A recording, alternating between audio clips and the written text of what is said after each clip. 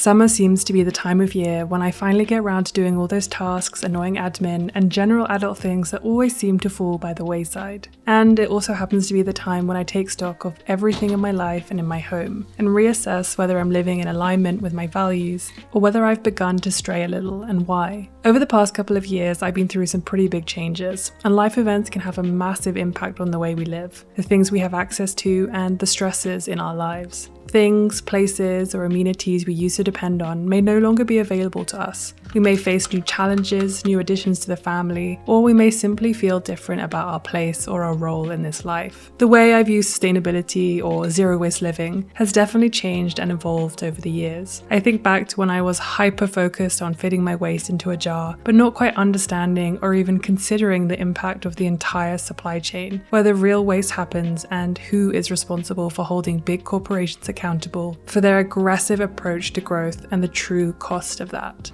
I've become acutely aware that when I am not reading, I am not learning. When I am not paying attention, my world shrinks and important issues slip through the cracks. And this is where we begin. Although learning is becoming a year-round endeavor for me, the summer is when I truly have the motivation and fire to consume knowledge, learn new skills, reevaluate my efforts towards a more sustainable and equitable world, and finally organize meetups for my community to help build connections and bring people together. So today we're looking at zero-waste habits I actually do in summer. If you like the video, please give it a like and consider subscribing as it really supports my channel. Okay, grab a cup of tea and let's get into it. My summer zero waste and frugal habits always start in the garden. I reuse grow bags every single year, only needing to top up with some compost or additional soil when planting out. I also just don't buy more, so I make sure to only plant things that I actually know that I can plant out. I also use any plant stands or supports and will simply use what I have, or if in a real pinch, I'll check out my local thrift stores first. If you're in Denver, ARC are really great. When planting seeds, I tend to use a soil blocker or simply reuse pots from the previous year. I also have quite the box of seeds, some of which are new but I always purchase from a local supplier, and some are from last year. I wasn't sure how well they would do, but they've all seemed to pop up, so I'm pleased with the investment of my previous self. I work hard to ensure the garden is as productive as it can be in the space that I have. Although my garden is pretty big, it's mostly concrete, so I have to rely on grow bags, but I'm slowly filling the space in a hopefully optimal way. I'm looking forward to the first harvest, but I've already been able to pick some rocket, coriander microgreens, and some kale. Now when it comes to laundry, I can finally start hanging my stuff up outside.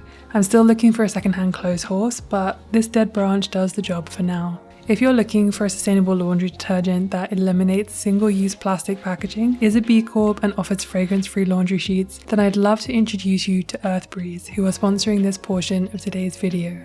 As I take greater care to tread lightly and to look after myself, I'm always looking for better options for both myself and the planet. The Earth Breeze sheets are free from harsh chemicals like dyes, parabens, phosphates, and preservatives, and they're really simple to use. There's no heavy plastic jug and no mess. I always end up spilling some over the side, so these are a really welcome convenience. There's just a measured sheet that can dissolve in even cold water. I'm a big fan of the fragrance-free sheets because I find myself becoming more and more sensitive to fragrance, so it's nicer to have this option. If you'd like to check them out, all the info you'll need is in the description box below, and you can get 40% off with your subscription using my code. I also needed to buy a couple of just simple t-shirts for working out in and just kind of general wearing, and I ended up just thrifting them because white t-shirts are so easy to find, and I think all of these were a couple of dollars each. Apart from thrifting a few t-shirts, I've really tried to make sure that I am continuing to learn new skills. On my knitting journey and my crochet journey, I've been very much into the kind of winter clothes, but I realized when I was losing my spark with knitting, it was because I really just didn't want to be knitting heavy jumpers in the summer. So I found a couple of patterns that I had saved from last year, and I realized that there are so many summer patterns that you can make, especially with lighter yarn, that are just going to last a really long time if you take care and make sure you're making something you absolutely love.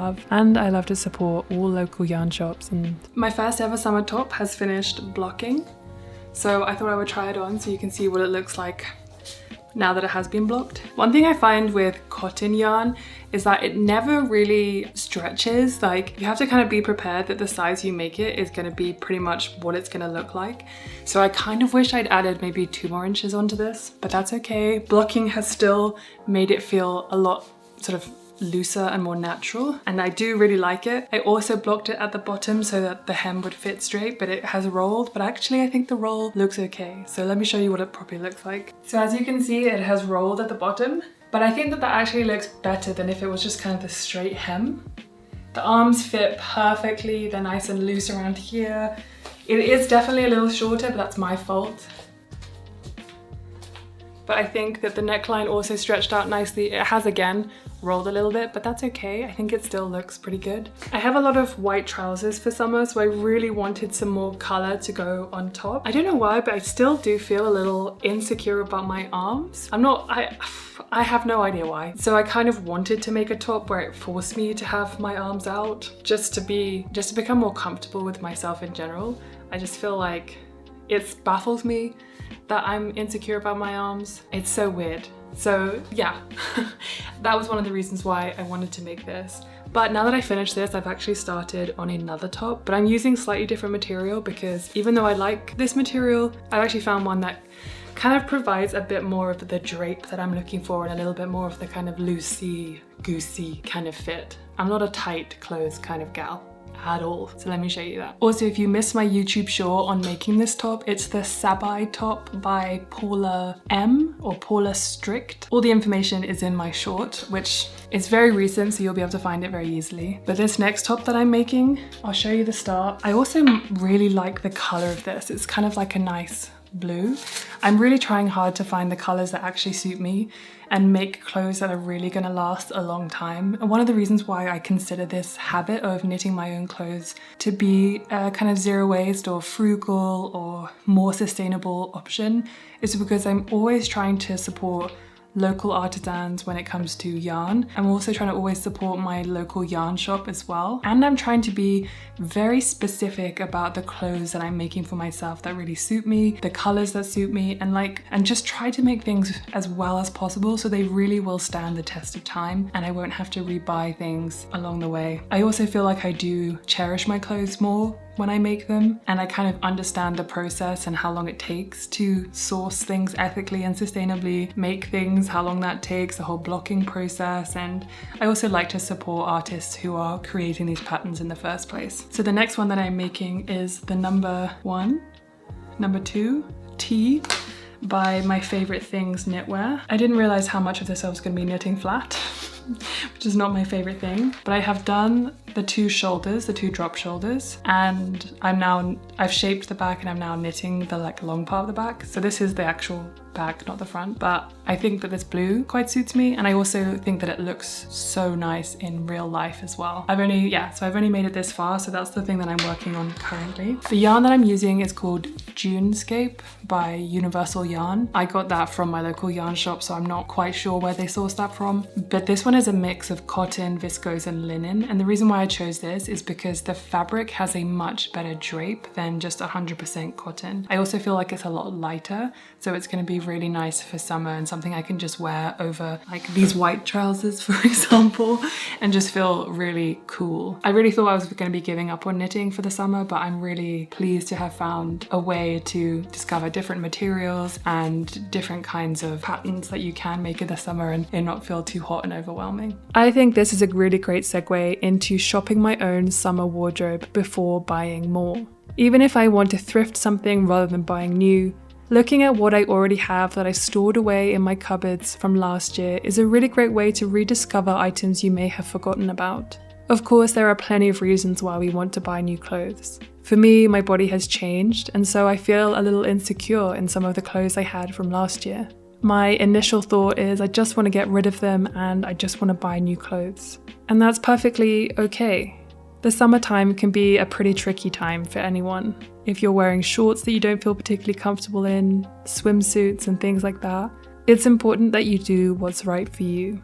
But I really suggest looking at your own wardrobe first, seeing what you do like and what you don't, perhaps decluttering what you aren't going to wear, and maybe replacing them with something thrifted, or even, in my case, I'm trying to make my own clothes. You may have noticed that we have a few new guests in our garden. We have some baby bunnies running around, chewing dandelions and hiding in the grass.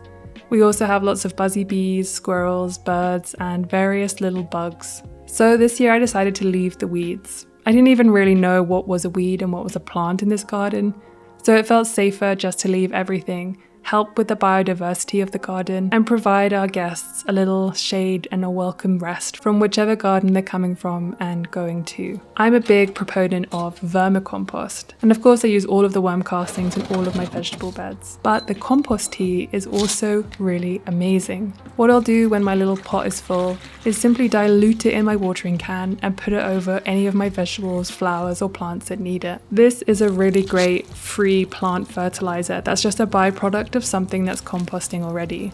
Good morning and happy Sunday. It is finally farmers market season back in Denver, so I'm gonna go and support my local one. I can walk there so I don't have to take any transport, which I'm very grateful for. I'm gonna take my keep cup, which I still have and I still use. Just because it doesn't use perfectly doesn't mean that I don't still want it. So I might support one of my local plant-based stools that does really good coffee and has really good plant-based options. So I'm gonna go get a cold brew from them. And then I'm just gonna take one reusable bag because I'm not gonna get that many things, but there are a few things on my list that I just want to get for the next week for a few recipes that I am testing. And again, just to support some of those local stools that are Colorado based, even more local than that for me, like Denver or Fort Collins, Colorado Springs based. And the quality of the food is just really good, so I want to support them. The farmers market is definitely quite a bit more expensive, but you are getting better quality. So I'm going to do a kind of half and half where I like to support as much as I can and then also be mindful of my budget, because I could easily spend hundreds of dollars at the farmers market, but that's just not realistic. So I'm going to go and get a couple of things and I will show you what I got when I get back. But yeah, just going to use my coffee cup, my reusable bag, and see what cute dogs are around today. Oh my goodness. It is so hot out there that after I show you what I got, I'm gonna have to get changed, but I'm so excited for this coffee. I ended up getting a cold brew with sweet foam. Very unlike me. I like my coffee black usually, but when you go to a vegan place, you know everything is gonna be plant-based, so it's kind of like, why not treat yourself, you know? Because most of the time everything has dairy in it, especially if you go to just a normal coffee shop, so.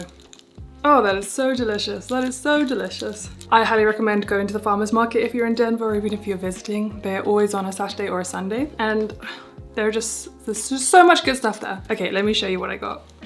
I went a tiny bit overboard, but there were so many places that I really wanted to support. If you didn't know, there's a place called Ruby's Market, which is a permanent shop on Pearl Street, and they have a market now at the farmers market, which is awesome. My husband loves samosas and they had veggie ones, so I got 2 bags of those. Ruby's Market is really great because she specifically supports women and women artisans, and on her kind of Instagram page it says, Ruby's Market aims to set in motion an intercultural experience and promote global expression through local artisan provisions and goods. And she has loads of ways about how you can support immigrants in Denver, and she also supports a lot of refugees and refugee charities, especially through food. I also got some vegan kimchi, chili crisp, and a coriander kimchi. If you haven't heard of Creams, I've talked about his shop loads of times, but he actually created Creams during the pandemic, and he uses his mum's recipe for his kimchi, and he makes a vegan version of pretty much everything, which is awesome. So I got this spicy kimchi. I also got this coriander kimchi, which is new. I haven't seen this before. And another thing that's new, which I hadn't seen before, is this chili crisp. Again, it's vegan. They label everything really well so you can see if it's plant-based, vegan, or if you just want to avoid specific things, then yeah, you can check out. The last thing I got was some sourdough bagels, and I've never seen sourdough bagels at the farmers market before. They're just a 2-person business. I've never seen them there before, so I want to support them. And they also have one particular flavor that was really interesting. I can't remember what they called it, but it was a very specific thing. I think they said from Maine. Honestly, when I buy fresh bagels, it's so hard not to just eat one plain.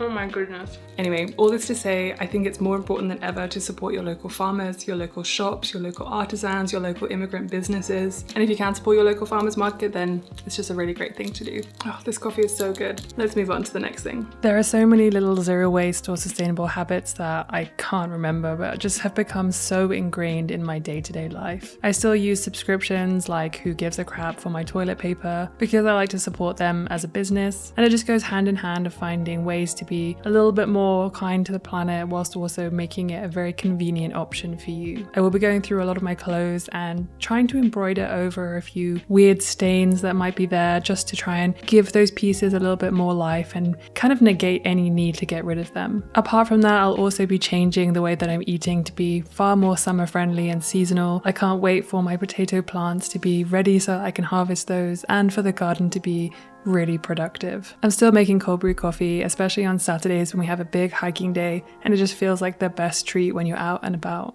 I of course still care about packaging and plastic waste and that kind of stuff, but my focus has definitely shifted more to the whole supply chain and just trying to be more mindful of my choices in general. As always, these are just habits that I have been working on specifically this year. There are of course lots of other things that I naturally do that I honestly just cannot remember because they've become so ingrained in my natural routine. But all this to say is that starting small is the best place to start, because any habit can grow and become something more valuable, more helpful, and more economical in your life. I would love to hear what your zero waste habits are, or just things that you're interested in looking into. And as always, if you like this video, please give it a like, it really supports my channel. And make sure to subscribe so that you never miss another video. Okay, thank you so much for watching. I'll see you next time.